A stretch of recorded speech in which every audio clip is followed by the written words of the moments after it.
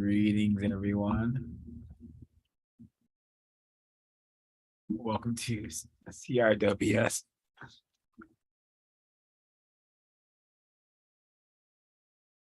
Greetings, everyone. Welcome to CRWS Counter Racist Review of Atlanta, Season 4, Episode 2, The Homeliest Little Horse. Getting started, I suspect this episode is attempting to promote therapy, um, and that has often been some would say taboo topic in the so-called Black community.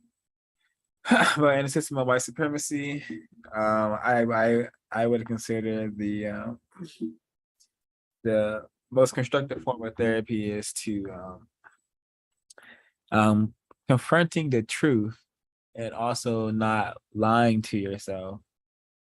I thought the therapy session scenes in this episode were very surface level. I thought they were very robotic. I thought they were like obviously scripted because it's a TV show, but they were um they seemed like inauthentic in the way that they were speaking Ern in his therapy. And me being a victim of racism who has had so-called therapy a number of times with a number of different various doctors and whatnot. That is how we have been taught to talk about our program. I mean, our problems. The way we've been programmed is that they teach us how to talk about all the incorrect things that happen to us because of racism, white supremacy, because we are subjected to the system of white supremacy, racism. They teach us how to talk about these things in a way where we're not really being truthful with what's happening. Ern was sabotaged while he was at Princeton by a suspected racist that he thought he was his friend. Now, if he had access to counter racist logic, he would understand that non-white people in the system of white supremacy racism, we have no friends, especially white people. Where he trusted a suspected racist. He was not even suspicious of her at all, which is why she was so easily able to sabotage him and get him kicked out of Princeton. And he that mistreatment has caused him a lot of trauma, it seems. And but what Ern is experiencing, like his anxieties, his health issues, that is very realistic because being subjected to the system, being victimized 24/7, that is very costly on one's health. And stress, they say, is a killer because it is. And there's nothing more stressful than being subjected to the system of white supremacy. He's literally having a heart problem and a lot of anxiety. Why? He says he has money, so he has comfort, but he's still being subjected to the system of white supremacy. He's still being mistreated um, just because he is not white. At the airport, he's mistreated. So it's definitely having an effect on him, but he's unable to communicate that, perhaps because he's just very, very confused. Um, the therapist mentions, he asked him, was it a white lady on both occasions? And Ernest like, do you even have to ask? Well, yes, because questions to answer bring a lot of clarity, and we need clarity to solve problems, and especially if you're so-called doing therapy.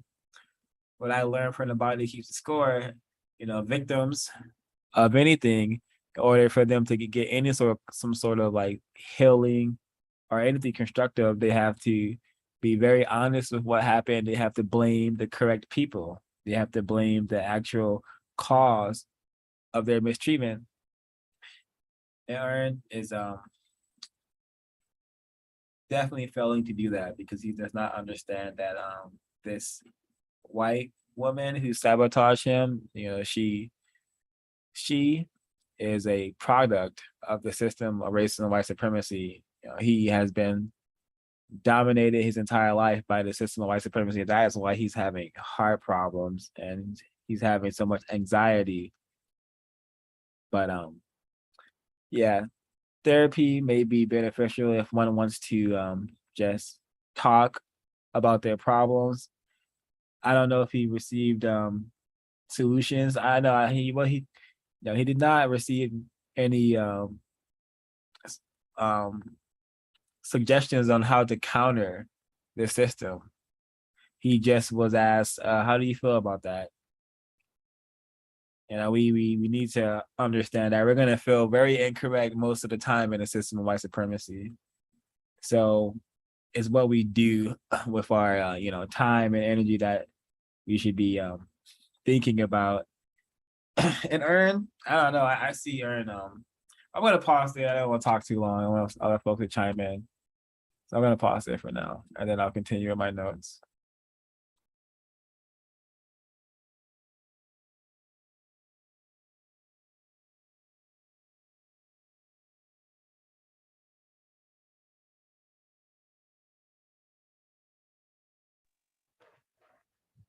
As I think that non-white, especially Black mental health is important. I like the fact that he's seeing a therapist, but understand under system of racism, white supremacy, that that therapist was trained and went to school, is trained by a white person, taught by a white person. So even though I think that it's a good thing for us to go to therapy if you have the opportunity, if you can afford it, etc., understand that we're in the system of racism, white supremacy. So it's good to get it out, but also understand that you will have to heal yourself. You will have to figure out different ways, read different books, find out how to help yourself, heal yourself from the trauma of the everyday practice of racism, white supremacy. So I'm kind of like in the middle, as you could tell, when it comes to therapy. I think that I like the fact that there's a Black male, and I like his tone and his patience with Earn.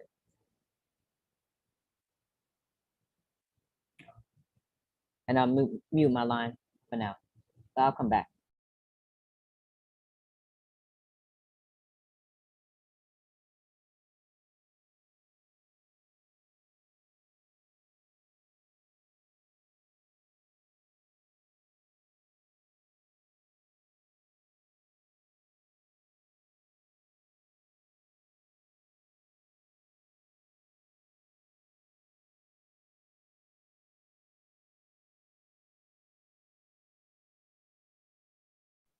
Anybody else have any thoughts on the episode?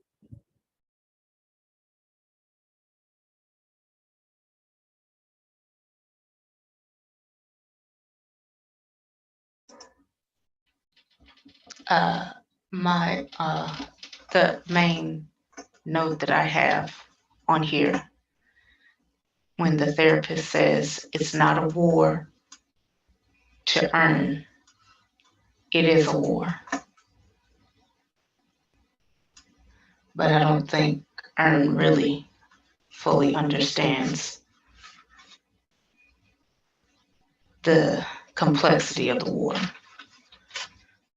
And then the time and energy he spent getting back at this white female who mistreated him. And yet she's around a bunch of non-white people throughout the scenes that she's in, trying to get the attention of a Black male, but she mistreated a Black male. Earn, instead of doing what he said he wanted, he wants to connect with Lottie, who Miss Helen said in the previous broadcast is a throwaway child. I agree. I think all are throwaway children just because if you're not, either because you don't know or just don't have the time or energy or just have given up, are not teaching your offspring the truth about the situation that we're in and help doing your best to prepare them to counter it and defend themselves, then you just threw your child away to white supremacy. But instead of him at least, spending more time, because we don't see Lottie, spending time with Lottie in a constructive way, he's hiring strangers, actors, to get revenge on this white woman. It is a war. I thought his spite was kind of amusing, the lengths that he went, but just imagine if he used his time, energy, and resources really understanding the cause of his health problems, focusing on restoring his health as much as he can, and spending time with his offspring and with Vanessa.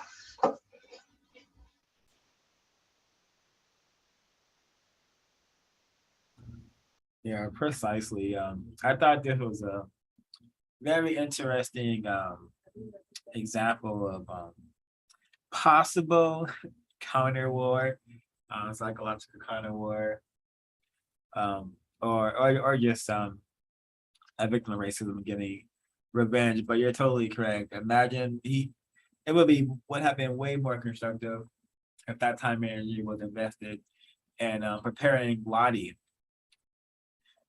for the mistreatment, and giving her tools to attempt to counter the mistreatment that may be coming her way due to her existing as a Black female victim of racism. But he's out conducting this highly elaborate plan, hiring white people, hiring all people to enact counter war against this race soldier who has a record of mistreating non-white people at the airport. But she still has a job, even though she's known for doing this. But some people have said that white people don't get fired; they get transferred. But more often than not, they don't even get any of that. They're just allowed to keep their position, because a lot of us are definitely still confused about racism and white supremacy, a system, what it is, and how it works. And very interesting. I did catch something in the very beginning, how she has like she's looking at the black. She's looking at the Black male take his shirt off, and she also has an egg. She's also eating an egg. I see it as sexual symbolism. We've seen the egg representing, like we've seen that egg used in the show Us, representing like female fertility, and so that was very interesting. I definitely caught that. I also noticed and caught that Princeton, the institution, the racist institution known as Princeton, wants to racially showcase Earn. Earn says that they want to bring them there to do a talk for donations, and because their value would be Black. Don't know what that means, unless he's referring. I'm not. He said what he said, I guess, BGQ. But what's really happening is Princeton wants to racially showcase them, because that's how the system white supremacy works. Princeton wants to, refine the system and show off, hey, look at this Black male that we helped to produce. He's very so-called successful. He has lots of, this money that we have printed for him and given him. But the therapist is not aware of that. Neither of his Earn. They have different suspicions as to why Princeton is bringing him on, because again, the system teaches us how to think. So we think and along the lines of how we've been programmed to think our entire existence. So we're taught to think that talk and speak in a confused manner very much like Earn does. You know, sometimes some logical things will come out, but unless you have the context of white supremacy in your brain computer, you're not going to be able to connect the dots.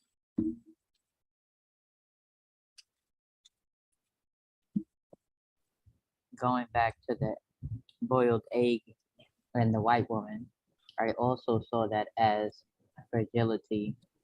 But when she swallowed the egg, when she ate the egg, I saw that as how their birth rate is going down, like how the lack of fragility from white women. She looked kind of sickly to me, and she was smoking a cigarette. That's how we introduced her. She's smoking a cigarette. She's walking her brown dog, and she looks at the EMT, the black male, as he's walking by, says hello. He doesn't acknowledge her. She gives him a feverish look. She's looking at him like she can almost devour him, like she's undressing him with her eyes. And I took that as a delectable Negro moment and a Dr. Frances Cress Welsing moment with her smoking a cigarette. She's listening to some sort of R&B. I got Beyonce type of vibes, like whoever the singer was, definitely was non-white. And I also took that as consumption of non-white people, black people, the music that she's listening to, looking at the black male. And I'll stop for now.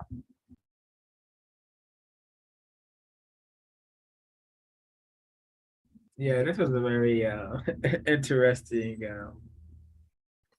character. I thought it was interesting that Earn was referred to as was referred to as a terrorist essentially because Darius was like, I don't know if this is terrorism, but isn't it terroristic to prevent people from flying when they need to fly? Isn't that terroristic? Isn't she practicing racism in a manner that is terroristic? I think that is, but the white people are they're not implicated in any terror much in Area 3 entertainment. That's mostly for non-white people. Associate us with terrorism, but not the people who have literally created a system of terror that has terrified us to a manner that we're just running around this planet totally confused and just not understanding that we're getting kicked around by the people that some of us see every single day. These people have convinced us that they're Italians, Russians, or Americans, Canadians, whatever. They're just people who call themselves white, and we have to understand that. And I would just encourage everyone to go to producejustice.com because as this show represents just a total wackiness, lame society, so-called civilization that we exist in. I thought this lady's book was very just has to be just a joke because her book was about a pale horse, a white pale horse that is surrounded by all these other colored horses, and the pale horse saves everybody and whatnot. Very just telling and maybe just a little obvious joke if people are able to catch that. I'm pretty sure most people saw that. Just making racism I don't know, not taking it seriously. Oh, and also I had the intro because the show is very trendy, and what I mean by that is that it will the writers, they will just you can tell they're very much involved in pop culture. They will just understand what is trendy and they will put it in the show. And the very beginning we see well, in the intro, we see a bottle of water, and we see the intro right after Ern is talking about therapy. And right now, and what's trendy is, hey, drink a lot of water and get some therapy. So it's not really authentic. They're not actually telling hey, non-white people, go get your minds in order so you can solve problems, so you can, eliminate racism and white supremacy. And they're not promoting, hey, promote truth, promote justice. Let's guarantee no one is being harmed, and the people who need help the most are getting help. They're not promoting that. They're just promoting what's trendy. And I'm pretty sure if there wasn't this whole trendy phase right now of various influencer and on social medias, apps such as Twitter and TikTok and where everywhere else, um, non-white people and white people are picking up, hey, we should drink more water, and it's catchy and trendy to say drink water and get therapy. But is it authentic? I don't know. Ern's story about what happened to him at Princeton. I thought it was genius how they were able to work, whoever wrote the story, how they were able to work that story into the show, because I totally forgot about it. I totally forgot about that he was at Princeton and that something happened that I didn't know. That was mentioned in season 1. And what was really amazing is how he was able to talk about racism, white supremacy without saying the word, without using the term. And that's exactly how white people have us trained. I mean, I'm not faulting him. He doesn't know. He doesn't understand. And I just like the fact that he was able to express it and put it out there for us to decipher, for us to dissect. But he did not say racism, white supremacy, not once. And I thought that was amazing, because I didn't see how he could do that, but he did it. He said he became friends with a white woman, Sasha, and that his crush asked him out, invite him to a party. Could that have been a setup? Because if she was so-called close with him, if he shared a lot of things with her, then most likely Sasha knew that he had a crush and who his crush was. So for the coincidence of that happening, then crush invited him at the same time. The friend is so willing to hold the suit for him and then become unavailable when he needs it. Like, I don't know. I think that the two females, the two white women, were in on it. I agree The mention as well. and the mention of, oh, did you want to say something else, Ash? No, I just said I agree as well. I thought the same thing. The mention of OJ. 6 degrees to OJ. OJ is always mentioned. So sad. The victim of racism, white supremacy. And something I want to alert non-white people who watch the show, who might like this show. Let this be a tale of, or let this be an example of no white friends. This is why you don't have white friends. Supposedly white friends. I feel like one constructive aspect of this show is that it definitely highlights that you can give Black people a lot of money, but if they're not in any way codified or understand the system, you might as well just give them nothing, because he does not seem to be using it in any way that's constructive. So I thought that at least that is useful for people to take away from the show. I thought what was interesting too at the beginning, he said something about there's nobody he can trust, maybe besides Darius. Did anybody else catch that? I thought that was odd. I was like, because we just saw in the last episode, Darius set up this Black female to be chased by that and terrorized by that white lady in a wheelchair. So I thought it was very odd, because I don't know what in this show has shown that Darius would be somebody that you could trust or rely on.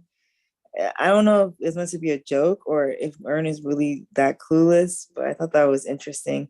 But in general, it always astonishes me in this show how much money just doesn't do anything for these people. They still seem to lead these very meaningless existences. So it's very interesting. The line before that, what you just mentioned about trust, something about, yeah, I wrote it down somewhere, I can't remember, but something about like how he trusts people to be a certain way, to something about intentions, and I forgot the line, but he had a line for that, and that's why he said he trusts Darius. And I guess because Darius is so like, he's not a user. His intentions are out there, like is upfront. He's not a user. My guess maybe he could be looked at as a user, but he's not vicious. He's not trying to harm people. He's just Darius. He's just there. He's just kind of yeah. Somebody that, okay, you want to do something, he's there. He's your go-to guy. He's your, you want to do something, he will be there with you. He will stick it out with you. I'm not doing a good job explaining this, but I can see why. I can see why, even though I don't agree with him, I can see why he would pick Darius out of everybody else. I cannot imagine trusting Darius with any task, let alone a task that required, or was that like that needed to be done. If not, it would be detrimental to my life. I don't know. No, you're right. No, I see what you're saying, but like, he's not trying to harm people. But yeah, because of his cluelessness, because he's so out there, I think that's why he's gonna mess you up. But he's not gonna do it on purpose. I mean, he harmed the girl in the last one. He knew that the white lady was gonna follow her. You got a point. You got me. Well, he could be that confused that he probably didn't realize that he would still be stalked by the race soldier. So it's not definite that it's not definite that he intentionally set up Kenya to be terrorized next. He just the victim of racism. So we often get each other in trouble due to us, being clueless, being confused, being silly, and sometimes that's intentional, sometimes it's not intentional. But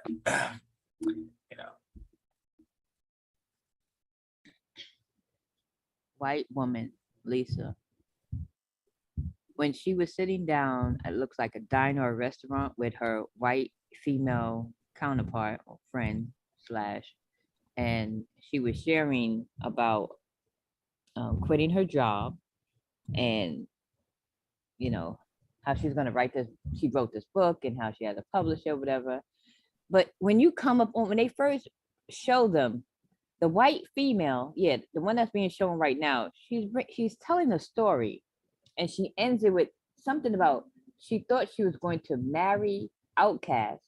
Those are two rappers, Andre 3000, the Big Boy. She was hoping to get married, and they were laughing hysterically. And I'm like, what was funny? I know we came in on the very end of a joke, but what was the joke? What was so funny? I suspect that they were going to be mistreated, that Outkast was going to be mistreated. Yeah, they appeared. I deduct that, hey, she was some sort of groupie. She was going to Outkast concerts and hoping that they would notice her and one of them would be captured by her.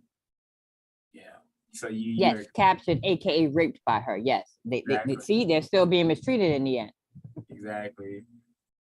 Yeah, and I can't help but to notice the black female in the background.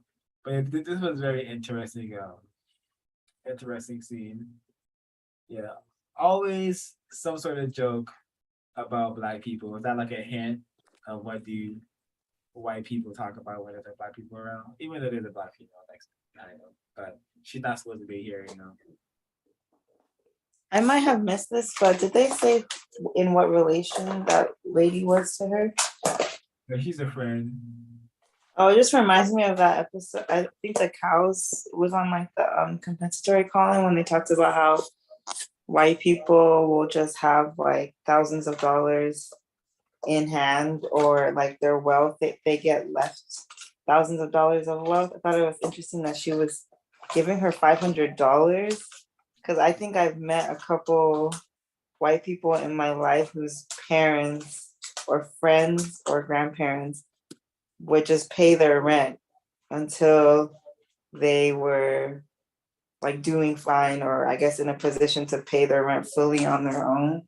I just thought that was really interesting, because I personally have never heard of that in my existence, of someone just willingly paying your rent for you or giving you hundreds of dollars in a consistent manner as well, and not even expecting it to be like, or was she expecting it to be paid back? Yeah, because she called it a loan, but this is definitely another one of many examples of white power. White people have the power and ability to loan each other, you know, hundreds of dollars, you know, because hey, they're that is the system of white supremacy is the best, most giving welfare system that has ever been produced by people. So yes, that's white power, the ability to just how many of us can just loan someone $500 monthly? I know I definitely can. It screams the question, what does it mean to be white? Exactly. And how else are white people able to help each other in ways that we don't know about? Because the overall writing the show has more insight. Because I know white people do a lot for each other, but you know, loaning each other this much money. I've seen something like this occur before, but the person behind this definitely has some insight to more aspects of yeah, what it means to be white, and that awesome white power.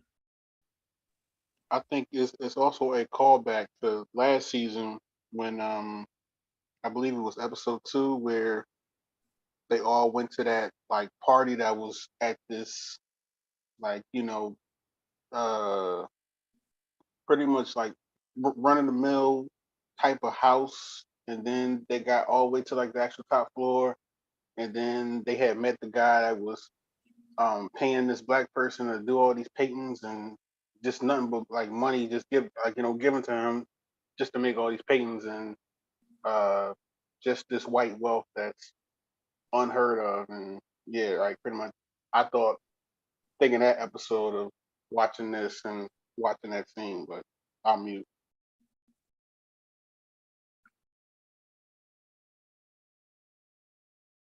It's so interesting how far off this show has veered, because I remember the first season that they showed Ern's parents, they showed their day-to-day lives.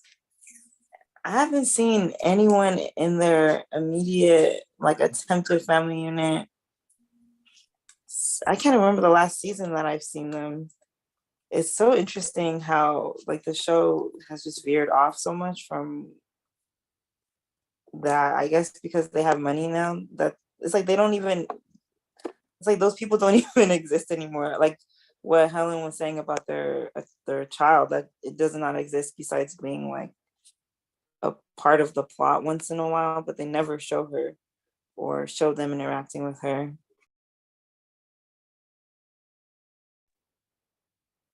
I want to go back a little bit on Ern and his whole plot. How did Ern stop Lisa, the white woman? How was he able to stop her? He didn't stop her. Yeah, he made her, sad for a couple of hours, maybe even a couple of days. Maybe she's unhappy. But but Lisa, this white woman, she's still classified as white. she could bounce back from this a lot easier than he would if the roles were reversed. So, and how many, I meant to do this, but I kept missing a couple. How many white people did Earn employ to pull this off, to do this? Like, out of spite, I mean, doing this out of spite, you still were supporting the system. You're still supporting racism, white supremacy. And I'm not saying that he knew. I'm not saying that he understood that he I don't think he doesn't fully understand what he's doing. But I'm just pointing this out to others who might watch this, who might listen to this program, and trying to get back at this one white woman. And I can only imagine what he has planned for Sasha, if this is what you have planned for her. But to so-called try to get back at this one white woman you supported and employed a bunch of white people. I was trying to count how many, but I couldn't. A few of them slipped by. But yeah, and if you think you did something, but you really didn't Earn. You didn't do anything. You didn't stop her, you know, from practicing racism. You know, she could find a job tomorrow. It's very easy for her to find employment. She'll have no problems. And when she finds that employment, when she, you know, because she quit her job. So when she finds employment, she is going to mistreat non-white people. You did not stop her from mistreating. She didn't experience all this and say, oh, well, I'm not gonna mistreat non-white people. No, that is not the lesson learned here. No. If anything, you might have accidentally taught how to refine her racism. And I'm gonna leave it at that for now. Very logical, Ms. B. Thank you.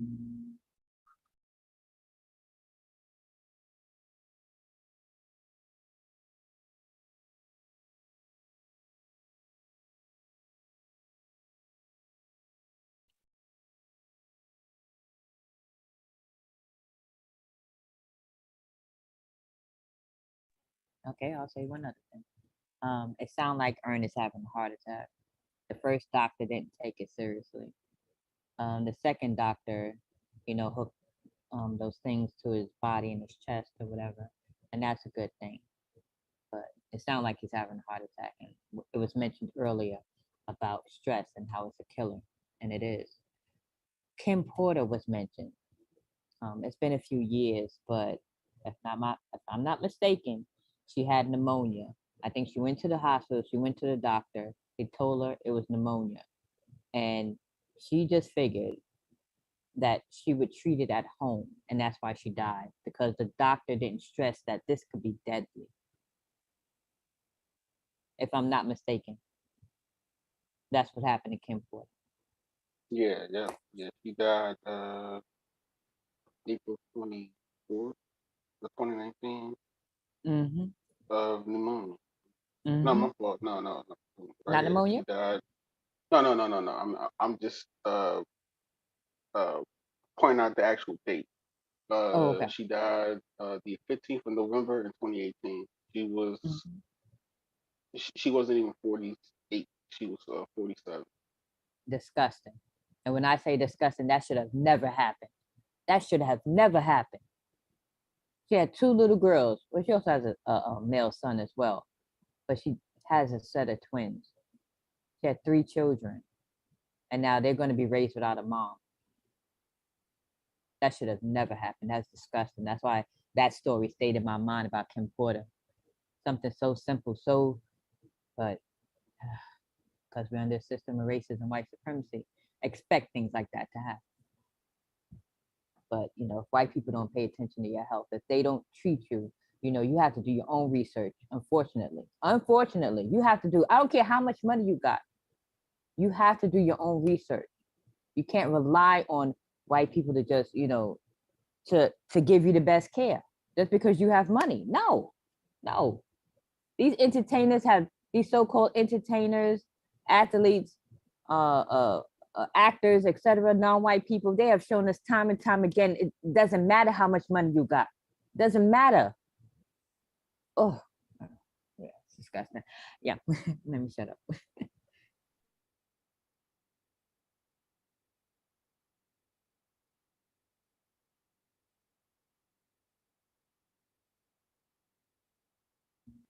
Agreed. Very tragic. And this is what Earn is going through. And I suspect what happened to Kim Porter is an example of medical racism. You know, medical apartheid. He's telling. I thought when you told a doctor your heart hurts, I definitely took that very serious. But he's a black male, so like you said, he has to do his own research and has to, really be vocal about getting correct treatment. But we'll see. We'll see what happens with that. We'll see if he has an actual heart attack because because of all the stress of racism, white supremacy. And while we talking about health, might as well throw a few suggestions out there. When you go to the doctor, take somebody with you, take notes, write down your symptoms, look them up. We have computers in our pockets now. There's no excuse a little bit, sort of, kind of. Yeah. And ask questions, ask lots of questions. Just because they have on a white coat, white jacket, that doesn't mean that you shouldn't feel intimidated by them. When I say them, I'm talking about white people, I'm talking about doctors. I don't care what they look like. So ask lots of questions and write them down. Another thing I want to bring up was Earn was compared, the term terrorism was attached to Earn. I didn't care for that. I didn't care for that at all. And Earn being petty. That's the most we can do, is be petty, which I just see it as being tacky. But throwing that, attaching the term terrorism to him, very dangerous, incorrect.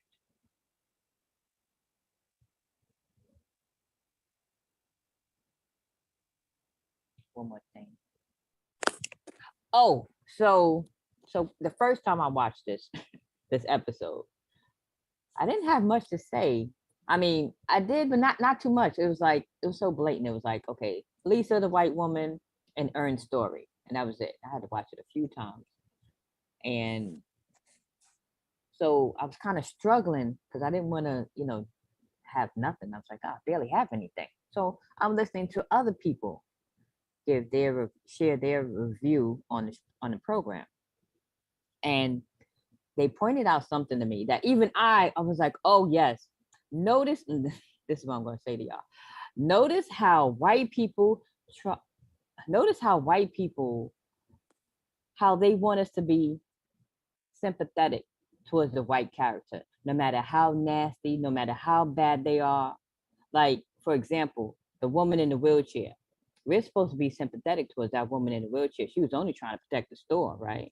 And with Lisa, well, she looks sickly, and she quit her job, and she has to borrow money from her white friend, and she was humiliated. Oh, like I'm supposed to have sympathy for her. That's what this show is trying to show me. This episode is trying to show me, and past episodes too.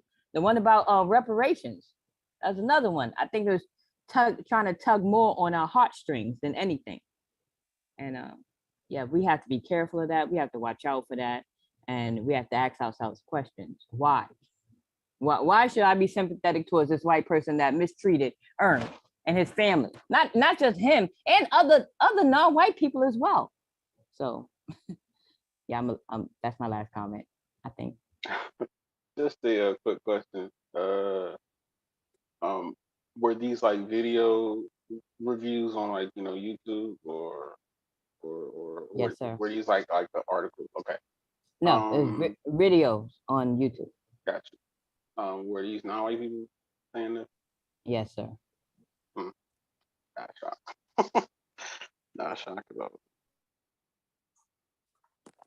Well, I was gonna say, in regards to the terrorist comment, I think it has to do with the callback because he was scared of being put on the no-fly list, which is like usually what people who are suspected terrorists are put on. But then at the end, like, he ended up kind of being seen as a terrorist anyway, because he engaged in this type of behavior. So he became what he didn't want her to. I think the whole point was he became what he didn't want her to make him out to be. I don't agree with it, but I think that's like a callback to that. We gotta look up the term terrorist then. Does somebody do that, please? Because I do not want that term associated with Earn. I don't. Did he go? Did he really? Did he go far with this? Yeah, but I bet I'm petty, extremely tacky, but terrorist. Oh yeah, and then also they played the song Cold Blooded, so Rick James. Oh yeah, that's another thing. Like, I mean, they basically kind of making him out like a psychopath in a sense. Like, yeah, that song. I was like, oh, especially, and it's like they were leading up to this with the therapist, how he ended this, how he wanted to say how he was expressing how he was going to end therapy. And the therapist was like, yeah, most people, they do it through an email or they call me or whatever. But, I appreciate you came, you did it face to face. He's like, yeah, no problem. I'm like, ooh, ouch. But yeah. The definition of terrorist: a person who uses unlawful violence and intimidation, especially against civilians, in the pursuit of political aim. Synonyms to this word are bomber, arsonist, incendiary, gunman, assassin, desperado, hijacker, revolutionary, radical, subversive, anarchist, and freedom fighter. Thank you very much, T. Thank you very much, because I did not want that associated with Earn. No. Yeah, I don't think Earn fits the bill. Yeah, but I did I did notice that he was referred to as someone said you crazy as fuck boy, getting called a crazy boy. Now he's just a victim of racism who reacted in a very, very interesting way to his constant mistreatment. Yes, that's what we witnessed.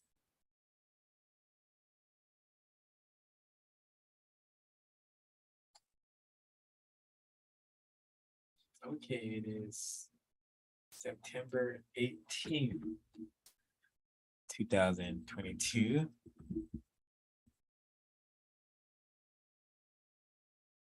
Are there any other notes that folks want to maybe share that they forgot to share?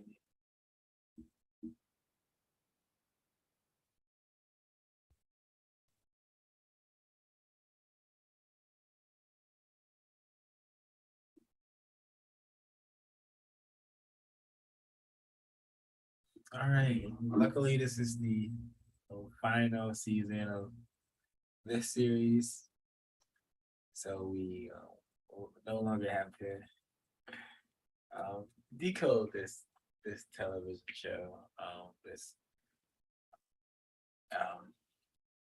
very, very interesting piece of racist propaganda.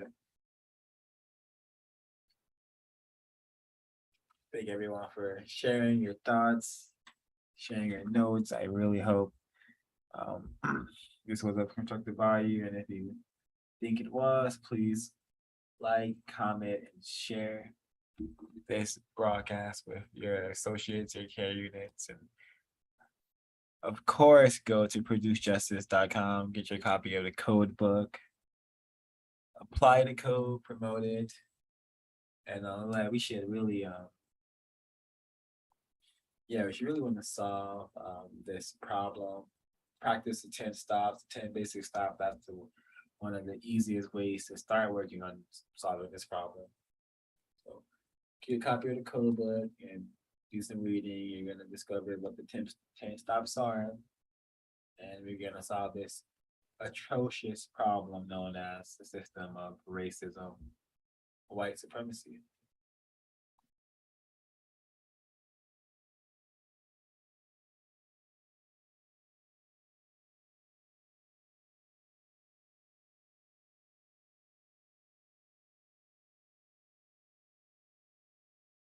You are alive. No. I exist.